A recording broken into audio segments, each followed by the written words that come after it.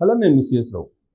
భారత ప్రభుత్వం మళ్ళీ నోట్లను రద్దు చేయబోతుందా అని అంటే, చంద్రబాబు నాయుడు గారు తాజాగా చేస్తున్నటువంటి కామెంట్స్, ఆయన వినిపిస్తున్నటువంటి మాటలు, చేస్తున్నటువంటి డిమాండ్లు, వీటన్నిటిని బట్టి చూస్తే కనుక ఖచ్చితంగా నోట్ల రద్దు మరొకసారి ఉండబోతుంది అనేటువంటి అభిప్రాయం కలుగుతుంది.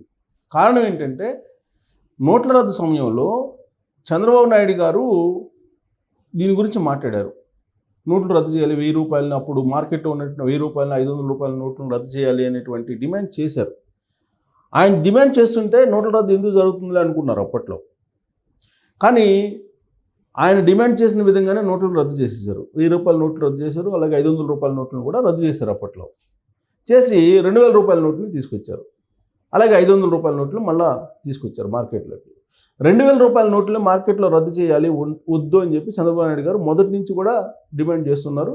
క్రమేణా ఆర్బీఐ ఏం చేసిందంటే 2000 రూపాయల నోట్ల ముద్రణని ఆపేసి కంప్లీట్గా ఇప్పుడు చలామణిలో లేకుండా చేయగలిగింది.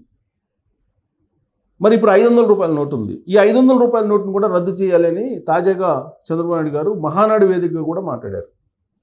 అలాగే నీతి ఆయోగ్ సమావేశంలో కూడా అనేక సందర్భాల్లో చంద్రబాబు గారు మాట్లాడారు. ఇటీవల కాలంలో ఆంధ్రప్రదేశ్కి వచ్చినటువంటి నీతి ఆయోగ్ చైర్మన్ పనగారియాకి కూడా గుర్తు చేశారు. అలాగే రీసెంట్గా ఢిల్లీ వెళ్ళిన సందర్భంగా కూడా నీతి ఆయోగ్ చైర్మన్ పనగారియాని కలిసి నోట్ల రద్దు అనే దాన్ని ప్రస్తావించారు. 500 రూపాయల నోట్లను రద్దు చేయాలి, డిజిటల్ ట్రాన్సాక్షన్స్ని పెంచాలి అనేటువంటి అభిప్రాయాన్ని చంద్రబాబు నాయుడు గారు వ్యక్తం చేశారు. మరి ఇప్పుడు డబుల్ ఇంజిన్ సర్కారు ఉంది, కేంద్రంలో రాష్ట్రంలో ఎన్డీఏ ప్రభుత్వం ఉంది. ఎన్డీఏలో కీలక భాగస్వామిగా చంద్రబాబు నాయుడు గారు ఉన్నారు.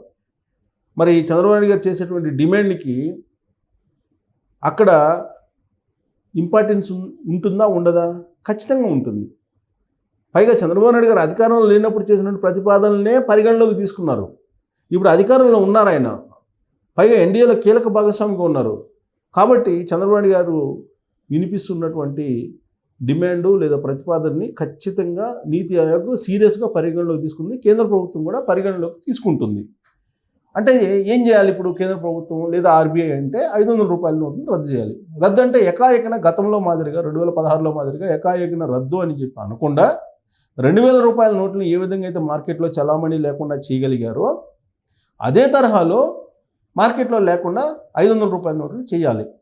దాంట్లో భాగంగా ఇప్పుడు ఆర్బీఐ 1,50,000 కోట్ల రూపాయల కరెన్సీని ముద్రిస్తుంది, విలువైనటువంటి కరెన్సీని. ఎందుకు ముద్రిస్తుంది అని అంటే లిక్విడిటీ తగ్గిపోయింది అని చెప్పి చెప్తూ ఉన్నారు.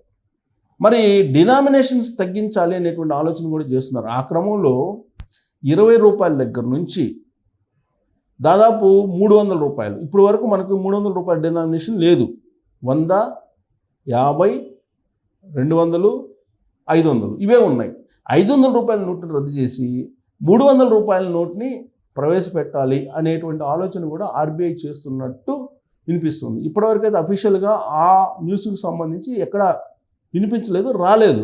కాకపోతే సోషల్ మీడియాలో అనేక రకాలుగా దీని మీద ప్రచారం జరుగుతుంది. 300 రూపాయల నోటు త్వరలోనే రాబోతుంది, 200 రూపాయల నోట్లను మరింత ఎక్కువగా ప్రింట్ చేయబోతున్నారు, 100 రూపాయల నోటుని ఆల్రెడీ పాత 100 రూపాయల నోటు చలామణిలో ఉంది, దాన్ని బ్యాన్ చేయబోతున్నారు, కొత్త 100 రూపాయల నోటు మాత్రమే చలామణిలో ఉంటుంది.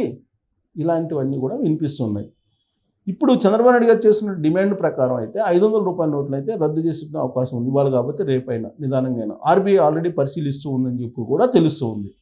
500 రూపాయల నోట్ని రద్దు చేయబోతున్నారు అనేది క్లారిటీ. రద్దు మీన్స్ 2000 రూపాయల నోట్ని ఏ విధంగా అయితే చలామణిలో లేకుండా చేయగలిగారో ఆ తరహాలో చేయబోతూ ఉన్నారు. ఇది ఒక ఇన్ఫర్మేషన్.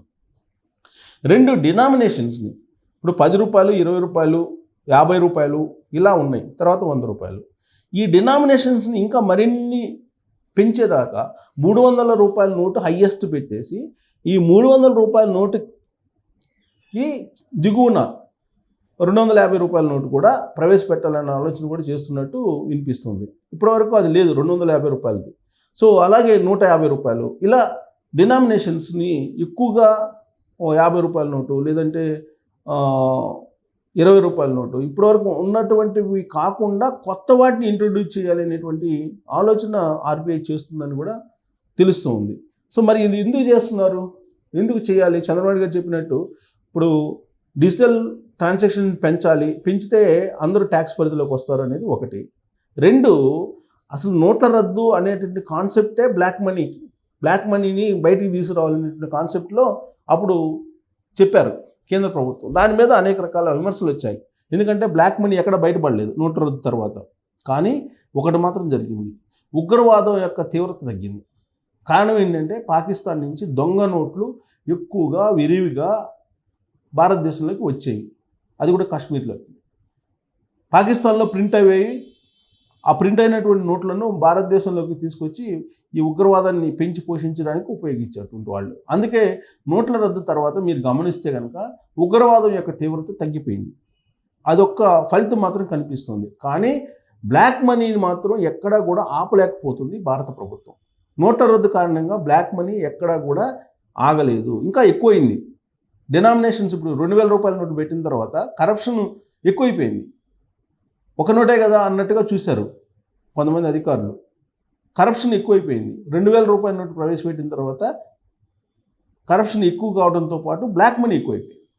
సో కాబట్టి బ్లాక్ మనీని తగ్గించాలి, బ్లాక్ మనీ తగ్గుతుంది నోట్ల రద్దు కారణంగా అనేది వాస్తవం కాదనేది మనకు నోట్ల రద్దు చెప్పినటువంటి అనుభవం. బ్లాక్ మనీని అరికట్టాలి, బ్లాక్ మనీ లేకుండా ఉండాలి అని అంటే మాత్రం ఈ డిజిటల్ ట్రాన్సాక్షన్స్ పెంచాలి, లిక్విడిటీని తగ్గించాలి, కరెన్సీని తగ్గించి చేయాలి. ఇప్పుడు యాక్చువల్గా కరెన్సీ సరిగ్గా లేదు, లిక్విడిటీ తగ్గింది అనేటువంటి ఉద్దేశంతో కొన్ని ఫైనాన్షియల్ కంపెనీలకను కొన్ని బ్యాంకులకి 1,50,000 కోట్ల రూపాయల కరెన్సీని ముద్రించి ఆర్బీఐ ఇస్తుంది.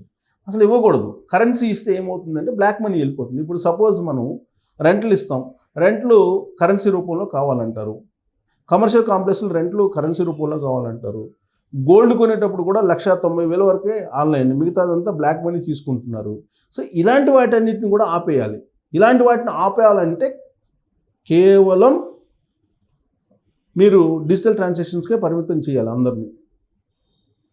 లిక్విడిటీ తగ్గించాలి. లిక్విడిటీ ఎప్పుడు తగ్గుతుంది? మీరు ముద్రను ఆపేస్తే తగ్గుతుంది. మీరు ముద్రను ఇప్పుడు పెంచుతున్నారు. 1,50,000 కోట్ల విలువైన కరెన్సీని ముద్రిస్తున్నారు. డినామినేషన్స్ ఏమైనా కావచ్చు. బట్ 500 రూపాయల నోటుని రద్దు చేస్తే కొంతవరకు తగ్గే అవకాశం ఉంది బ్లాక్ మనీ. కాకపోతే వాళ్ళు దాచుకోవడానికి ఎక్కువ స్పేస్ కావాలి. బ్లాక్ మనీ దాచుకోవడానికి ఆ బ్లాక్ మనీ హోల్డర్స్ ఎవరైతే ఉన్నారో అవినీతి పరులు, అక్రమార్కులు, వాళ్ళు దాచుకోవడానికి ఎక్కువ స్పేస్ కావాలి. డినామినేషన్స్ తగ్గిస్తే అంటే రేపు 200 రూపాయల నోట్లు 300 రూపాయల నోట్లు పెట్టారనుకోండి, ఈ 500 రూపాయల నోట్లు అయితే ఒక గది సరిపోయేది. ఇప్పుడు 300 రూపాయలు 200 రూపాయలు అయితే 2 గదులు తీసుకొని దాచిపెడతారు బ్లాక్ మనీని. సో కాబట్టి బ్లాక్ మనీని అరికట్టాలంటే కనుక ప్యూర్గా డిజిటల్ ట్రాన్సాక్షన్స్నే ఎక్కువగా ఇంట్రడ్యూస్ చేయాలి. సో నోట్ల రద్దు అనేది ఉగ్రవాదాన్ని తగ్గించే దానికి పనికొస్తుంది అనేది మనకు అనుభవపూర్వకంగా చెప్తుంది. ఇప్పుడు మళ్ళీ టెర్రరిజం పెరిగింది కాబట్టి దొంగ నోట్ల చలామణి కూడా ఎక్కువైందని నిన్న మొన్న వచ్చినటువంటి న్యూస్. భారతదేశంలో దొంగ నోట్ల చలామణి ఎక్కువైందని. అవి ఎక్కడి నుంచి వస్తున్నాయి అంటే పాకిస్తాన్ నుంచే వస్తున్నాయి. పాకిస్తాన్లో ఈ కరెన్సీని ముద్రించి భారతదేశానికి పంపిస్తున్నారు ఇప్పుడు ముబ్బడిగా. అందుకే ఇప్పుడు బస్తాల కొద్దీ నకిలీ నోట్లను ఈ మధ్యకాలంలో ఒక వారం క్రితం పట్టుకున్నారు. సో దీన్ని అరికట్టాలంటే ఖచ్చితంగా నోట్ల రద్దు అనే దాన్ని ఫ్రీక్వెంట్గా చేయాలి. గతంలో ఉండేది, అసలు ఆర్బీఐ రూల్స్లోనే ఉంది, 3-4 సంవత్సరాలకు ఒకసారి కరెన్సీని మార్చేయాలి అని. అది కనుక చేస్తే చాలా వరకు బ్లాక్ మనీని తగ్గించవచ్చు, కొంతవరకు ఉగ్రవాదాన్ని మాత్రం అరికట్టచ్చు. మరి చంద్రబాబు నాయుడు గారు ఇప్పుడు 500 రూపాయల నోట్లు రద్దు ఎందుకు చేయమంటున్నారంటే కరప్షన్ని అరికట్టడానికి చేయమంటున్నారు. మరి 500 రూపాయల నోట్లను రద్దు చేసి కేవలం 200 వరకే డినామినేషన్ హైయెస్ట్ ఉంచాలా, లేదంటే 300 రూపాయలకు కూడా వెళ్ళాలా? అసలు 200 రూపాయలు సరిపోతుందా హైయెస్ట్ డినామినేషన్? దీని మీద మీరు కామెంట్ చేయొచ్చు. Thank you.